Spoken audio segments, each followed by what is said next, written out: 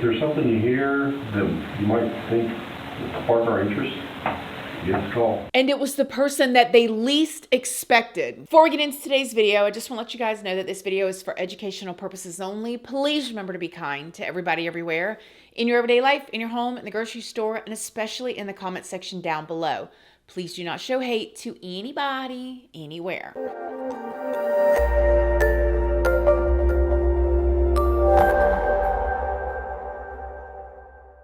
So good morning, good morning, good morning. How is everybody doing today? I hope you all are having an amazing day. I hope you all are having a wonderful week so far. I hope everybody is feeling good. Y'all, in today's video, somebody that I know suggested this video to me, and when I started researching it, I was flabbergasted, but also surprised to see that it hasn't been widely covered, because the amount of twists and turns in this video, yeah, y'all just wait to see it. Before we get into it, though, I did want to let you guys know, if you don't already know, hi, my name is Christina. I do have a second channel, which is Casually Christina. We just do things more casually over there. I also have a Patreon. My Patreon's for 18 and up, and over there we talk about more personal stuff. We go live over there, and there's a $2 tier for all the true crime stuff that cannot go onto YouTube due to their terms and policies. That goes over on my Patreon under the $2 tier. We just talk more freely over there. Like when we go on lives, we talk about these cases. We talk about all kind of stuff, just like filtered and uncut. Make sure you read the full about section and what each tier offers before you join. I'm also on Facebook, Instagram, Snapchat, and Like to Know It. And Like to Know It is a platform where you can find links to a lot of things that I use, that I love, and that y'all ask about. Everything from this top to jewelry, makeup, skincare, workout gear, you know, all kinds of stuff that y'all ask about that I want to link over there. I do. And all of those platforms are linked down in the description box if you would like to come and check me out. Before we go any further, I did want to stop and thank today's sponsor, Quince. It is 2026. A new year calls for small upgrades that make a big difference. Everything from home goods to stylish clothing, luxury essentials for an affordable price. Quince is the one-stop shop to get you all the goods that you're looking for. Quince has all the staples covered. Stuff like soft Mongolian cashmere sweaters that feel like designer pieces without the designer prices. I mean, I absolutely love my black cashmere sweater that I got from Quince. It is so soft and lightweight and comfortable, something I could just throw on at any time.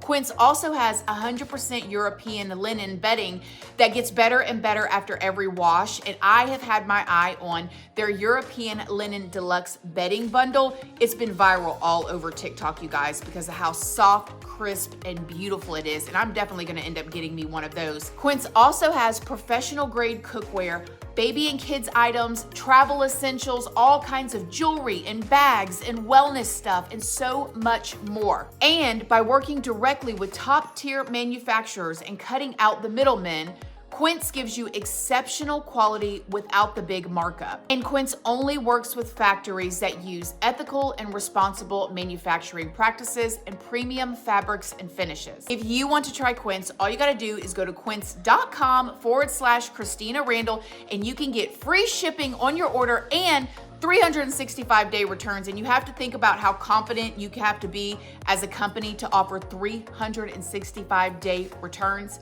Yes, if you want to try Quince, all you got to do is either click the link down in the description box or go to quince.com/Christina Randall, and you can save today. Thanks again, Quince. All right, so let me tell y'all about Shea Briar. Shea was born on March 9th of 1988. He and his mother both lived in DeSoto, Indiana for a few years before they eventually moved to Kailua, Hawaii. Shea's mother, Tracy, says that growing up, Shea was a little rascal. And I mean, when I saw that, I thought, well, most boys are. But she said he was a little rascal. She said that he was very polite, though. He was super fun, and he loved playing with his G.I. Joes, and he always wanted to be in the military from a young age. Shea graduated from high school at the Academy of the Pacific in 2006. He graduated with honors, and he was the co-president of a senior class. I mean, he did excellent in school.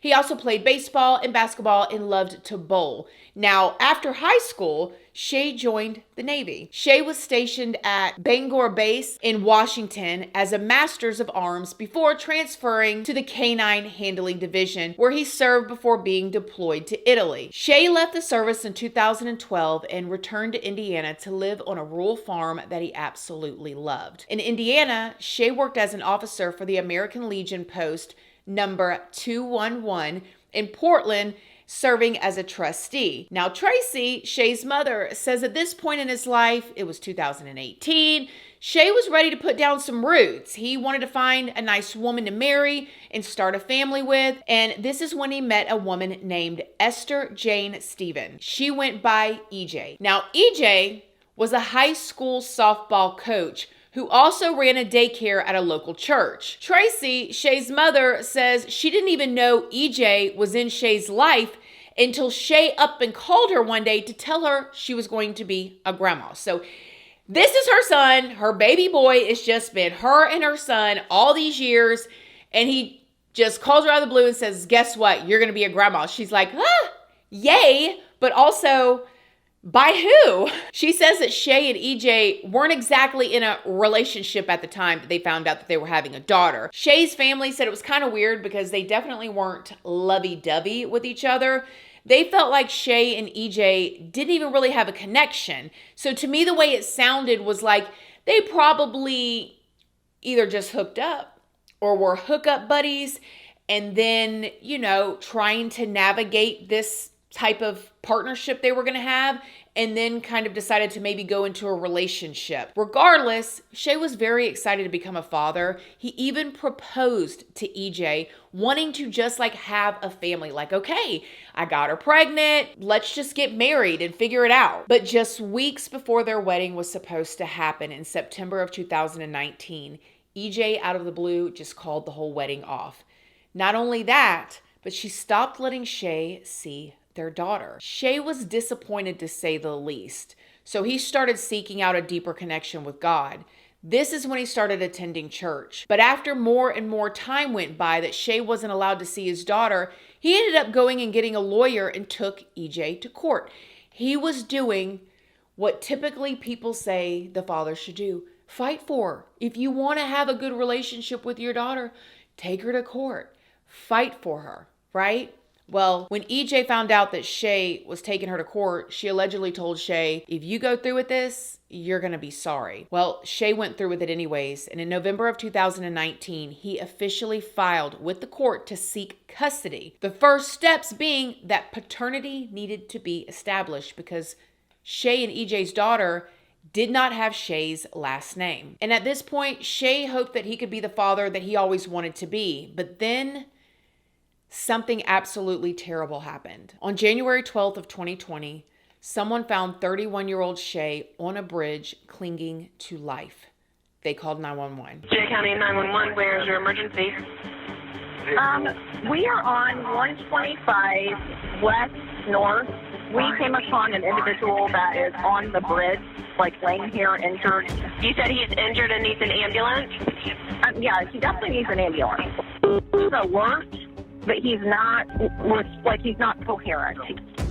He's not responding. I don't know if it's drugs. I don't know if he's injured. Officers weren't exactly sure how serious Shea's condition was when they first arrived on the scene.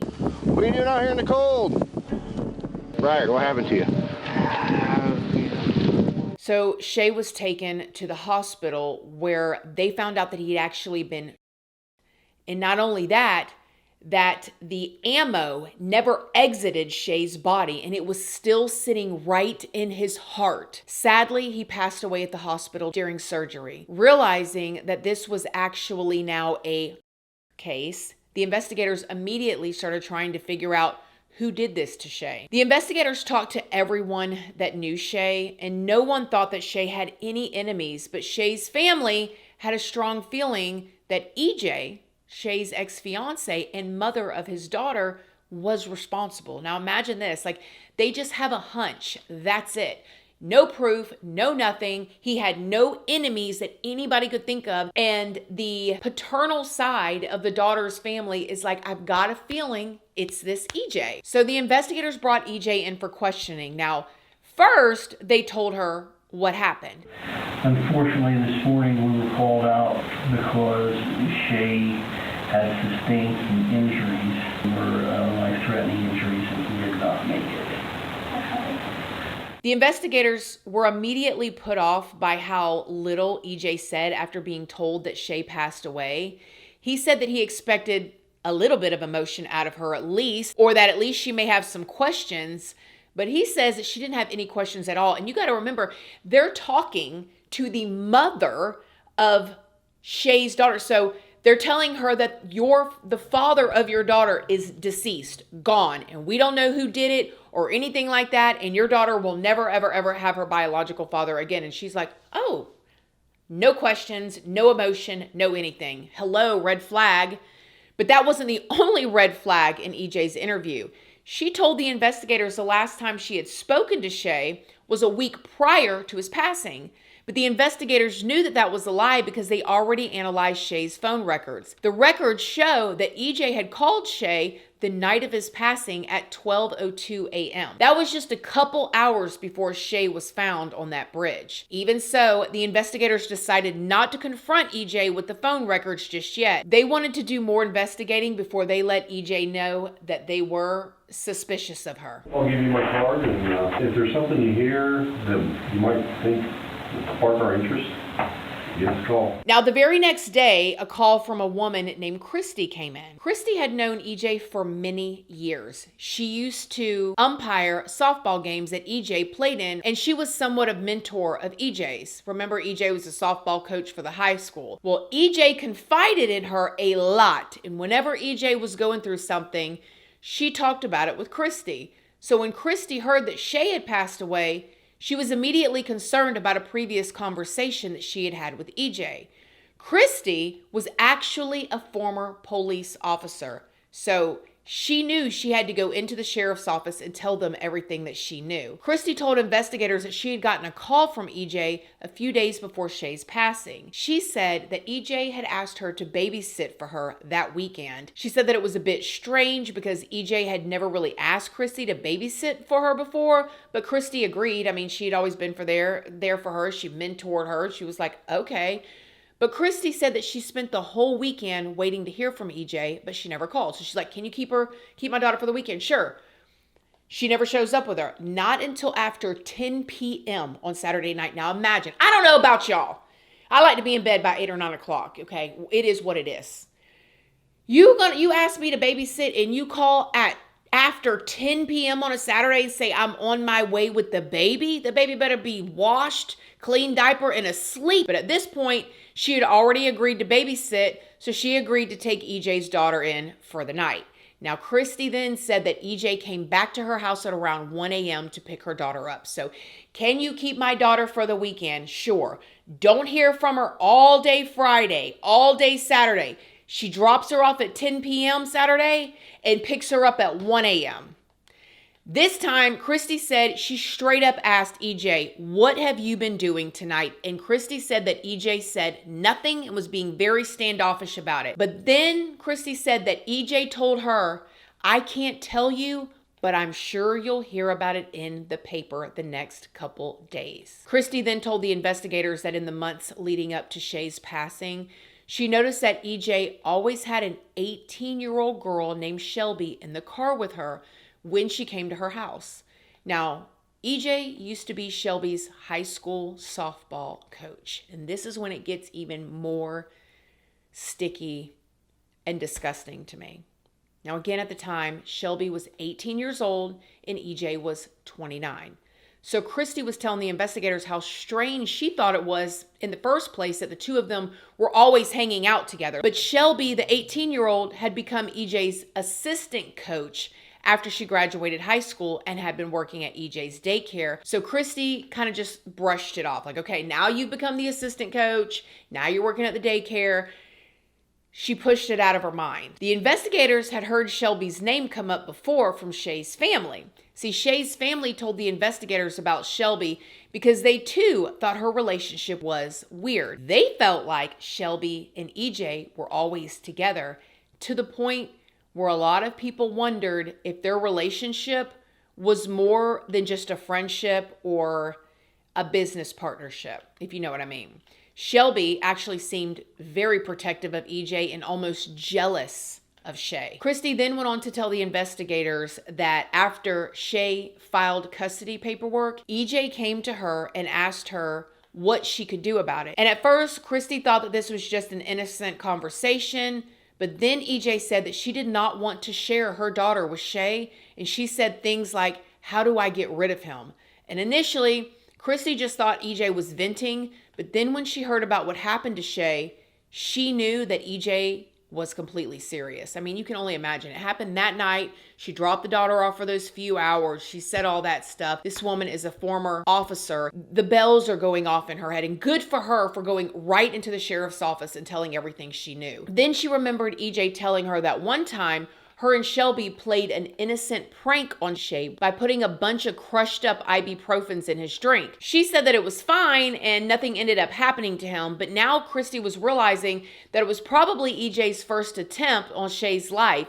So she told the investigators all about those conversations. Now, after hearing all of this from Christy, the investigators asked EJ to come back in for further questioning. So EJ came back in and investigators first asked her about Shea's phone records, showing that she had called him the night of his passing. On his phone, we just kind of wondered how that conversation went. I did not talk to him. I didn't recall. I'd let it have him. The investigators didn't believe for a second that that call was a butt dial. So they pressed EJ further about it, and she finally admitted that she did talk to Shea briefly that night, but she insisted she never saw him. Again, investigators did not believe her. You know a hell of a lot more than you're telling us, and we will find out. Meanwhile, Shelby had been brought in for questioning as well, and when the investigators told EJ that Shelby was being questioned too, they said that EJ's demeanor changed. EJ started telling them everything that happened that night. She told them about dropping her daughter off with Christy while Shelby waited in the car. She said that they then went to the church daycare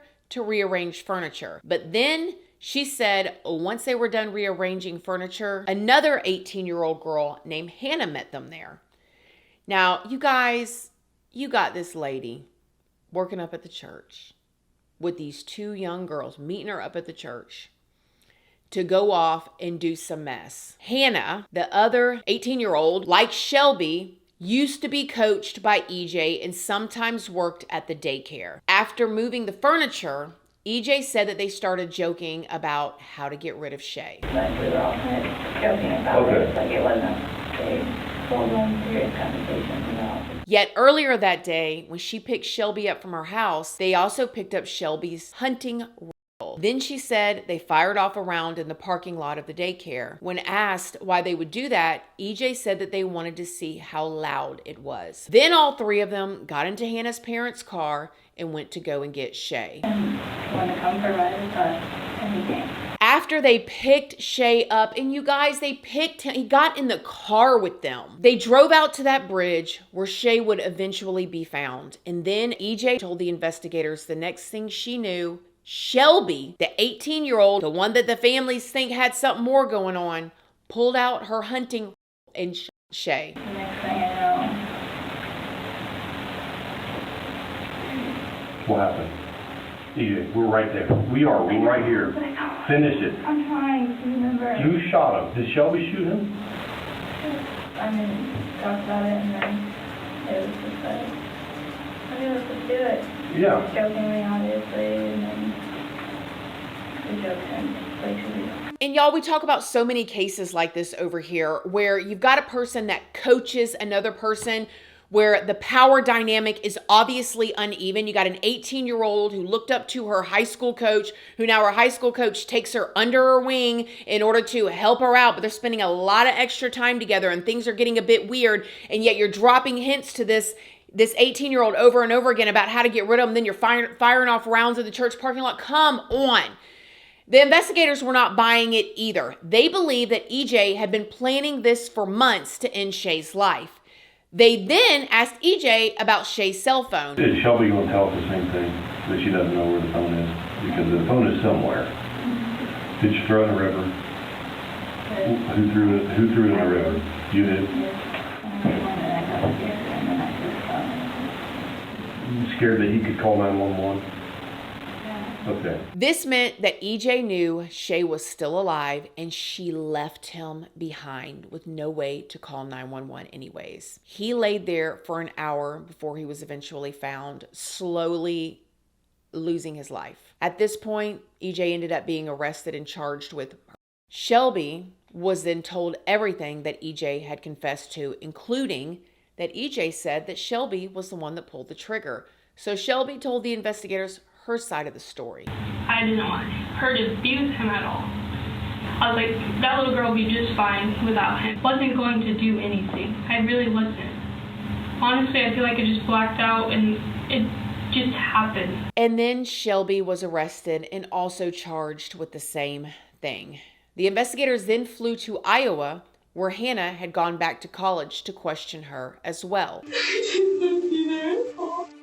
I don't even know him.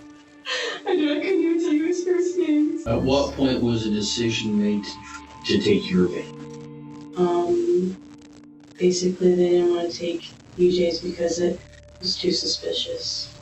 I was scared to tell them no. I was just nervous. Hannah was arrested and charged with the same charge. All three of them pled not guilty, and this brings us to them going to trial. Each of them were on trial separately, and first up was EJ, and EJ's defense was that all the talking and planning she did with Shelby and Hannah was all just a joke, and she was completely shocked when Shelby pulled out that big old giant hunting rifle and pulled the trigger on her daughter's father. She even blamed Shelby for being the one that put the ibuprofen in Shea's drink and said that it was just an innocent chemistry experiment. Please don't ever do no experiment like that on me. Like, be so serious. These people, they'll say anything. EJ's defense lawyer even claimed that EJ and Shea were talking about getting back together on the bridge that night. That's why they went out there to meet. But the prosecution played EJ's interrogation in full for the jury. Christy testified as well about the conversation that EJ had with her about getting rid of Shea. This was their proof that EJ had planned everything out, and the prosecution also made sure that the jury knew that EJ was the one who threw Shea's phone in the river so he could not call for help or call 911.